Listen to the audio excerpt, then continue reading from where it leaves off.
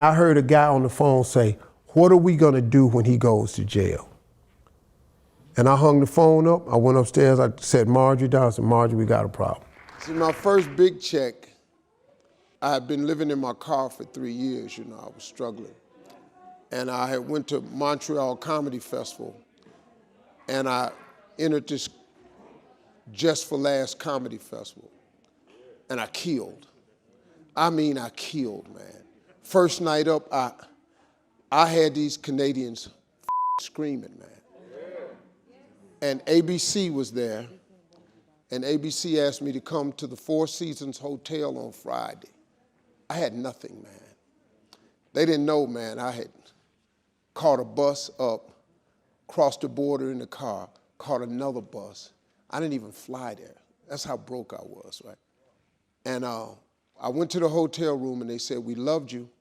We'd like to give you a holding deal." And I said, "What do you mean by that?" And they said, "We want to pay you not to do business with anybody else but us at this festival. Because as you perform, people of other networks are going to want you." So I said, "Okay."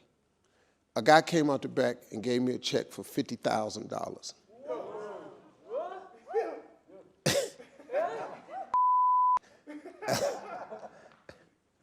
I left the festival that afternoon. I was supposed to perform Saturday night. This. I got to get back across this border. I got to go find my father because I didn't have the credit or nothing to open a checking account. And I gave it to my father. My father put it in the bank for me. And you had to wait 7 days for it to clear. When it cleared, I went to the bank and got the whole $50,000 cash. This, I need that whole $50,000 cash. Bought me an airplane ticket, flew to Dallas, Texas. First thing I did was get me an apartment. Because we're going to stop this homeless right now. I bought an airplane ticket. And the reason I wanted to go to Texas because it stayed hot year round. So if I get and get homeless again, at least I'll be in the heat. I got an apartment. First thing I got was an apartment. Then I furnished it. Then I fixed my car. And I had about 44,000. No, I had more than that. I had about 46,000 left. Whew. Cash. Didn't have no bank account, had it all in my house. I had my little apartment, but I was, I'm a hood boy, so you can break in there if you want to. I'm gonna have several surprises waiting on you. 6 of them to be exact. Got my car, and I rode around just eating. I see a restaurant, I go in there and eat. Drive around, see another restaurant, I went and ate. I was eating so much food, man, because I had been homeless for 3 years.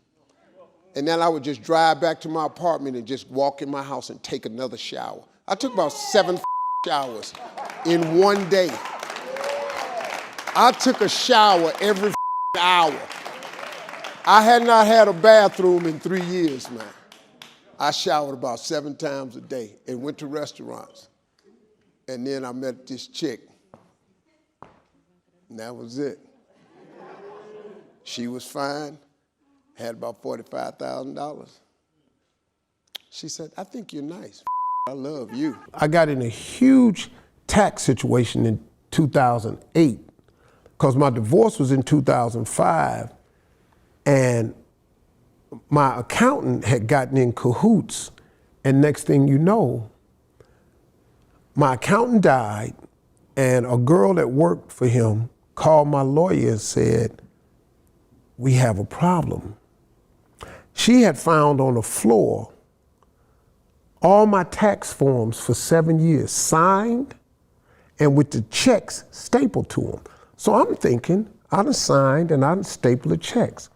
Well, they were cashing the checks, keeping the money, and not turning in the tax form. They took the money out of the account that matched the exact. because I wasn't watching it like You that. just see I just 100,000, 600,000 Yeah, you looking at it, I paid deducted. it. Yeah. So I'm thinking it's the check. Little did I know, it was some people taking the money out For 7 years? for 7 years. How much money did that? I ended up owing 22 million. Wow. 22 million with the penalties. So now, listen to me, man. Me and my wife in 2008, I get the call. And the way I found out was,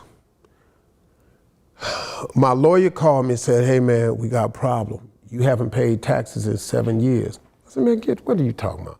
I paid taxes, I've been writing the checks and all this here. Oh man. He said, this woman found your taxes in your accountant's office on the floor. Every tax check I had written and every was stapled together for 7 years, quarterly taxes, all of it. So he said, man, that's tax evasion. You can go to prison. And I said, what we gonna do? So he said, hold on, man, let me get some lawyers. So he called up some tax accountants out of Chicago. These boys was the best. And they set me down and they said, man, we got a major problem. He said, I got a friend working at the IRS. Let me take the first year. We took the first year and we sent it in. And he said, man, well, this is an old tax return. He said, man, we got a problem. He got more, but he didn't know it. And so we need a tax payment plan. So the tax payment plan was so astronomical that it was no way I could pay this. So the deal was, if you miss one payment, we come and seize all your assets and you go into jail. That was the deal. So the way I found out I was in real bad trouble was my accountants, my former manager, lawyer, got on a conference call to discuss it. But they sent out an email with the conference call number to my assistant. But it wasn't supposed to go to me. She inadvertently gave it to me. I wasn't even supposed to be on the call. So when I logged in, they were already talking and I just didn't announce myself. And I heard them say, nobody can live under this amount of stress.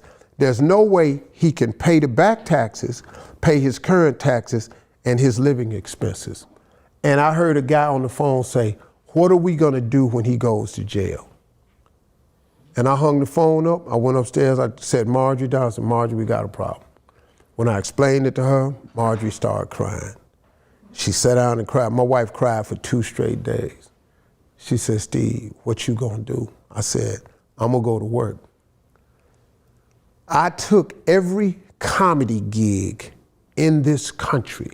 I signed every contract. I went to work, man.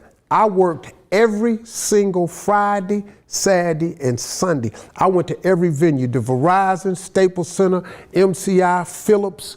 I sold out the Fox. I went everywhere. I stayed on the radio, man. I'm coming, sold out. I never missed a payment. And for 4 years in a row, I was sending $650,000 a month to the government. Plus, I had to pay my current taxes. New taxes. I couldn't get behind on nothing. And I was living. So I was credit cards, running them up, paying them off. And finally, man, in 2012, I sold 49% of my radio company to iHeart. I got a check, man. I got me a check. And then, so I paid the government completely off to zero. And that was the first time, man, I could breathe. And then the pay-per-view, I said, let me get out of stand-up, because my wife said, Steve, you finna be a major TV star. You're gonna have to stop telling the jokes you telling, because you're gonna ruin your career. Because she saw the political correctness turning. And so she said, Steve, you can stop if you want to. I said, baby, I can't ever stop telling jokes. It's who I am. She said, well, okay, but you gotta watch what you say. And all of my TV shows are sponsor-driven, the radio is sponsorship-driven.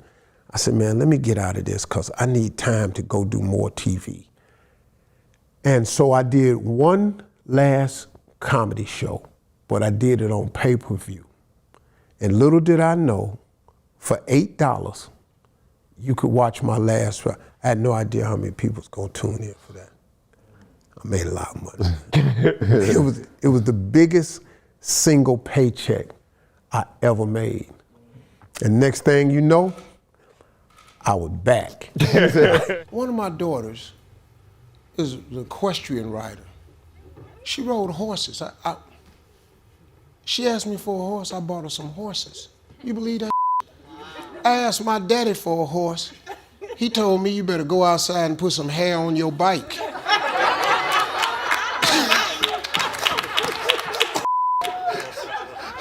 I took a bathroom rug outside and wrapped it around the bar and put tape on it. That was fur, that was my horse. It's really funny though, man, watching them ski and They got it great. Took them skiing, and she, a couple months ago, she took all the grandkids to the Georgia Aquarium. You know, she rented the aquarium out to spend the night in it. Yeah. No, people do that. You could. That's like not some rich. You can actually do that. It's not as expensive as you think. It's only like, okay, $200. $200 to spend the night? I was finna say, that's great. I'm gonna send their ass back Friday. Hey man, they have suites. They have presidential suites that can cost you $40,000 a night. Oh, no, you don't understand. They have rooms that cost $250,000 a night. Oh yeah, I'll get a car before I do that. Yeah, I mean, it's not, but there's people who got that kind of money. There's suites for $250,000 a night. Easy. And they ain't blinking, ain't no deal. Yeah, hey, do you have a discount? Excuse me? They don't even know what that means. They got some stuff, man. I would never do that. I've had some expensive rooms, but no. You'd be stunned what they got out there, man. But when you get the money, all the stuff you say you're not gonna do, you're gonna do it. Because if you have the money, why would you not? Money is no good unless you use it. You can have $1 billion in the bank until you use it. You just got some money sitting over there to the side. You gotta spend it on something, and you're gonna buy all that expensive stuff you thought you wouldn't get. You're gonna get all of that. Them $40,000 boots you like, you're gonna buy them boots. Because you got the money. That's what you're gonna do. I used to say I would never pay $750. My first alligator shoe was $750. I said I'd never pay $750 for a shoe.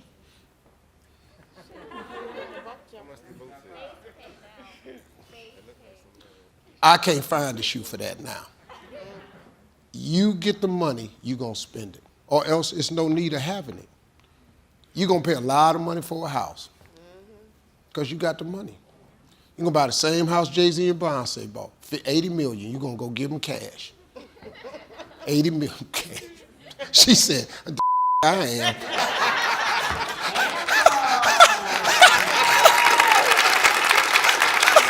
Don't let nobody have access to your money. Even if it's your wife, you still got to watch it yourself. Because little did I know, man, I wasn't moving the money. Yeah. The only other person that could move the money had access to the account. So when you withdrawing the money out, like let's say tax was $600,000, and you take exactly $600,000 out, I'm thinking that's the check cleared. Oh. It made wow. They never the exact amount. I don't care if it was 1.2 million 32 cent, 1.232 cent got took out exactly. So I'm thinking, I'm just looking at going down the sheet, not realizing that check ain't cleared. And that's what happened, man. I got burnt.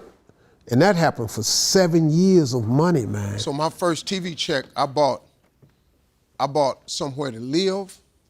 My first apartment was, the rent was $185 a month. But you know, this was 90s, early 90s, 185. I just had one big room. It had a bathroom in it. It had a refrigerator and kitchen. That's all I cared. I sat up all night just leaning up against the wall. I had a door and a bathroom. It was 8 months before I bought a bed because I had been sleeping in a car. So I'm sleeping on carpet. I'm stretched out. I didn't even miss the bed. So it took me 8 months to buy a bed, man. I was so happy to have a door with a lock on it and a bathroom. So that was the first thing I bought. Then I bought me some clothes. And I said, and one day I was sitting up in the house, I said, man, I need some furniture. So I went and bought me a table that I could eat on and loaded that refrigerator up. That was the first thing I bought with money. I was excited. Then I got on TV, and then I went to Cleveland and bought my dad a car. And then my third check, I had enough money for a house. I bought my mom and dad a house. That was the first thing I did with my money.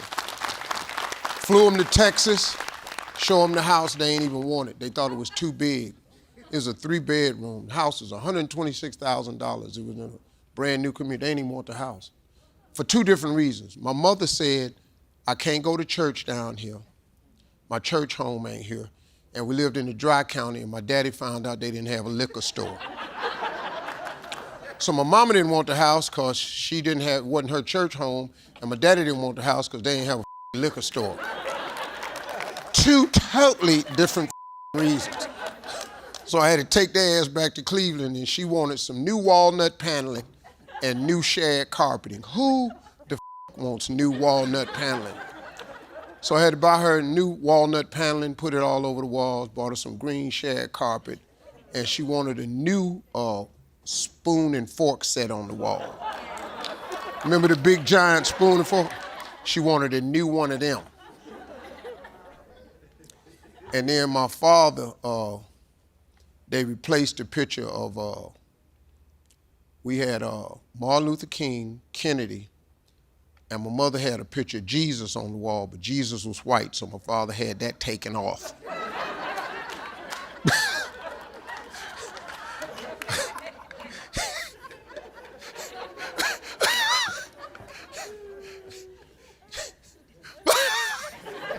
That's a true story.